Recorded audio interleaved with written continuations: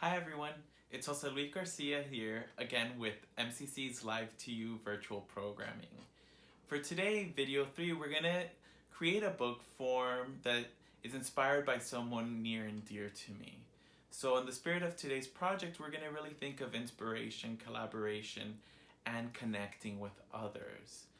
Today's project is going to be for those maybe a little bit more experienced or advanced, or you may require the help of an adult or older sibling, as it can be just a little bit complicated. But I promise it's a lot easier than it seems. For today's book form, we're going to create a single signature journal using a stab binding technique. So the Japanese stab binding technique uses 4 holes and some string to again bind your book instead of using folds like we did with our accordion books or glue. We're actually just going to use string or something string-like. You can use yarn, you can repurpose any string, you can get as creative as you'd like. Now, we're going to simplify the 4-hole Japanese stab binding to just create 3 holes. And as you can see in the 2 different mock-ups I have here, there are some little parts that we can skip. If you notice this kind of edge shape here, this one doesn't have it. Regardless of how you decide to approach your stab bound book, is completely up to you. We'll start with a very simple process, but you can even research further and you'll notice there's tons of beautiful designs that you can use depending on how many holes and the technique in which you thread. But today's project was really inspired by a dear person in my life who, when traveling to Asia, brought back a stab-bound book. And inside of it, they kind of explored different drawings, almost like sketching independently, or almost like journaling every day, a different kind of thought or shape. So some of us, especially artists, sometimes we can express ourselves through drawings a lot better than we can in words. So when we say journaling, don't just think spelling, grammar, or writing essays. Think of visual essays in the kind of forms, drawings, and kind of content that you explore. I think this is a great book form to create a portfolio of work or to just have as part of your daily practice or kind of daily journaling practice. It's also really nice to create different kinds of books using this technique to put together different materials. This one was actually created during my book arts class at New World School of the Arts during undergrad in Professor Tadaro's class that I mentioned in the last episode. What's really great is not only did we learn the 4-hole Japanese stab binding, but we used it to kind of house together different handouts and demos and instructions for all the book forms that we explored in that semester. So I would encourage you to perhaps use this as a space to put together either all of your virtual learning or all of your MCC Live to You projects. You can see I explored, similar to the next video you'll see, our last video, these kind of decorative spines. So for today we don't really need to use glue unless you want to have this kind of pop of color or pattern through the spine. If not, you can have something very simple and basic like this blue one down here. So for this one I used a pattern page of some vintage folks and people, and I went ahead and used this red color spine so that it really complements the green that I'm using for the string. So you're really going to want to think of what colors look nice together. You know, those complementary colors, red and green, purple and yellow, blue and orange, really work beautifully together. And in some cases, using a pattern page like this orange book you see, if the colors are too close, sometimes the binding will get a little lost. In this one that's so beautifully made with handmade paper, the thread actually changes colors, so you might want to consider that. If any of you make keychains or kind of work with making bracelets, that same thread that you're using can be repurposed for this. You just want to keep in mind the kind of thickness and make sure that it doesn't unravel. So the book form is really great because it actually has an exposed spine, so that means we're going to actually see the sheets of paper off on the side. If you notice with this one here, you can virtually add as many pages as you want. So this could be like a huge manuscript, Or you can even reapproach earlier projects like our comic book and maybe create something inspired by anime and manga in this Japanese stab binding um, technique. If not, I like making small journals, and that's what I'm ultimately going to mail out to everyone, either for the holidays or just as a little pick me up. And I think my near and dear friend that gifted me this book is going to receive our project today in the mail.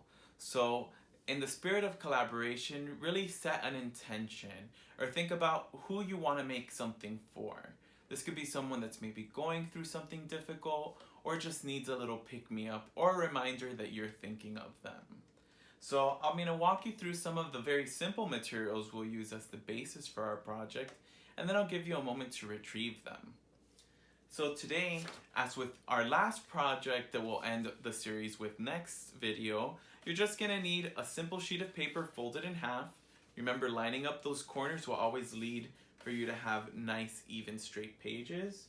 And we're going to actually create it so that our spine isn't visible. If you did want the spine to be visible, like this blue one, then you won't want your pages to be folded in half. You'll actually cut down individual sheets, or you can use basic size like a computer sheet of paper. For our project, I recommend a folded page just because it adds a little bit more stability or kind of houses everything together, just in case you don't accidentally forget to tie your project and all the pages fall out. So I'm a huge proponent of these single signatures.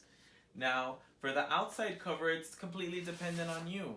Perhaps you want to use a nice colorful page. You can use just one color or keep it monochromatic. Or you might want to start experimenting with some designs or kind of patterned pieces of paper. This is a vintage pattern paper, but you might also want to work with maybe some construction paper patterns. Or create your own. Maybe you want to create a drawing or painting as the cover. Or in this case, if you know how to make handmade paper using recycled materials, you might want to consider binding your book in something that's 100% handmade. Really important for today's project, we're going to need a hole puncher. You can also use your pencil to kind of stab or kind of poke a hole in your page, but a hole puncher will really give you a neat presentation. Remember, once we start cutting corners, either by creating more handmade or innovative methods like just open a hole on your page, it might look a little sloppy towards the end. So I definitely recommend a hole puncher. You may also need the muscles of an adult or someone helping you out, because depending on the thickness of your book, it could be a little hard to punch through. If not, remember, you can always measure out your pages and punch them through individually, one by one. It takes a little bit of patience, but it's totally worth it for this project.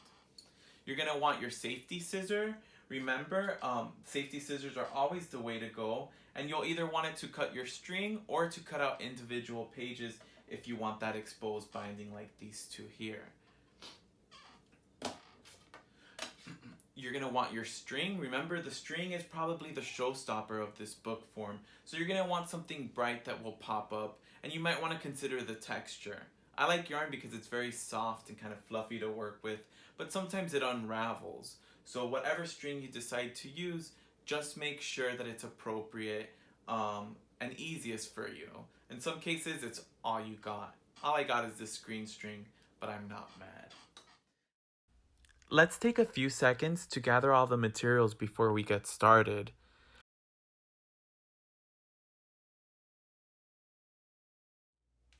You're going to want to start off with whatever sheet of papers you want inside of your book.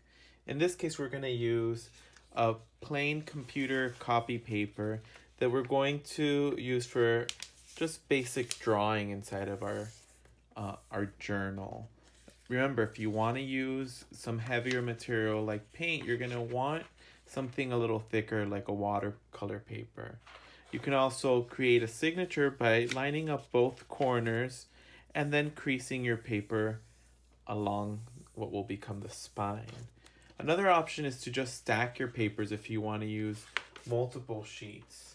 So you can actually just get each individual sheet and make a book of whatever thickness you want. It could actually be relatively thin, or really thick, depending. You're going to want to also measure out 3 holes. I like about an inch off of each side, and I sometimes use my finger as a guide. So I go ahead and I'll mark where we are going to make our holes. So traditionally in the Japanese stab binding, there are 4 holes. But in order to simplify, I'm going to go ahead and create a version where we're going to only use 3 holes. This will also be similar to our last video in the series, where we will look at single signature stitching. So 3 holes are pretty easy to go with. I'm going to go ahead and use my hole puncher. This is the part of the project where you might need some muscles. And if you're not using a hole puncher and thread, you're going to want to substitute it with a stapler. So instead, right now, you'd skip this part where we're kind of individually creating some holes to just stacking all of your pages and then creating some staple marks along the spine. It won't quite be a stab binding, but we have to work with what we have. The next thing I'm going to do is get my blank sheets of paper. Now I have a couple more. And I'm going to actually sandwich this into my construction paper cover. If you could see, I had already punched the holes in for what will be my front cover. I also wrote, since this is my demonstration book, I wrote the title of book on it. So now we have another option. If you'd like to use a decorative sheet of paper, in this case this vintage pattern paper, we can actually add some glue and create one of those nice pattern spines like we saw in our demonstration book. Or we can very simply keep it just in one color. It's up to you. So here's an inverted version. We see the same kind of design, but this time we have a red spine with our green stitching. For the purpose of the demo, we're not going to use a kind of clever spine. We're going to keep it relatively simple. I'll leave this one out so that we have an idea of what it is that we're working towards. So the next thing I'm going to do is I'm going to grab some string. In this case, I want to have some wiggle room, so I'm going to do it about 4 times the size of the spine, maybe even a little bit more. You just want to make sure you have lots of string that you can work with as we begin threading. You want to use your safety scissors to go ahead and cut your string. And you can always repurpose if you have any lying around. For this particular book, I'll need to make sure that the holes are aligned perfectly. And when we start, we're going to start off in the middle hole, but we're going to actually start through the center of the book. So if you open it up, lay it flat. And we're going to go ahead and pull our thread until we have about a little tail still left in. I'm going to go ahead and shut my book now. So we're going to start some weaving or some threading. First thing I'm going to do is I'm going to go over and through the middle hole again. So you're going to see I'm going to use the same string and I'm going to go through the middle hole. When stitching, you want to be careful not to pull the string too hard or too quickly because you could end up losing the string that's inside of your book. So now we went ahead and we have this middle part stitched. Wherever the thread is laying, this case in the front cover, we're going to go ahead and grab the end of our string and we're going to go to the next hole. It could either be the left or the right. It's completely fine. So I go ahead and I'm threading through the next kind of neighbor hole. So now on the opposite side, through the back side of my book, I see that the thread is almost going to start guiding itself. In this case now, I want to go ahead and wrap it around so that I can have this edge secured. Again, I'm going to kind of patiently get the end of my thread. If you're using yarn, you want to be careful because it could start to unravel a bit. If it does, what you want to do is just use your safety scissor and cut off a little bit of the tip. So we see if our string is guiding us right now, it wants to go to the neighbor hole. So that's how we start to guide and follow through the string. But you can also notice on the opposite side that we're missing the same stitch orientation. So perhaps that's what we'll go ahead and do first. I'm going completely over the book, and now I'm going to go ahead and thread it through. So you can see why I like using a hole puncher instead of either needles or kind of stabbing our page with a pencil. And it's because it gives us a little bit more wiggle room.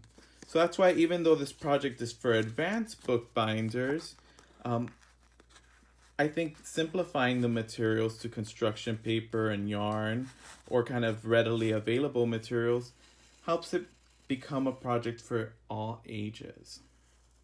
I went ahead and traveled through to this next hole here. We want to be careful, it's starting to unravel in the center a bit. You can always pull opposite ends of your books so that there's some nice friction, nice and tight. You don't want it to be too tight because you want your string and thread to be flexible until the very end. So I'm going to go ahead now. I'm going to move on to my last hole. So we're going to repeat the process we just did. So I'm going to go now from the back towards the front to create one of my stitches. And we can already tell that there's only one spot our string can go. So it's going to go over and around. If you take some time with this threading, it could be super impeccable. You can even start to incorporate braiding techniques. The possibilities are endless. Now we know that the thread is leading back to where it started at the very beginning. This time though, you don't want to thread it all the way through. You want to actually go so that it can meet the tail you left at the very beginning. So in my case, I'm threading it through, but only to meet, again, the thread that we left inside. At this point, I have tons of excess, so I'm going to go ahead and tie a knot, and I'll use my safety scissor to cut any extra string out.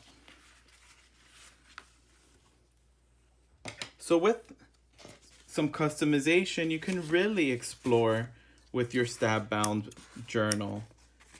You can also work on it horizontally or vertically. You can also read it from left to right or right to left in the style of manga. What you write in your journal or do in your journal is completely dependent on your creativity and on you. And I hope that this book form will be a place to encapsulate and house everything that brings you joy.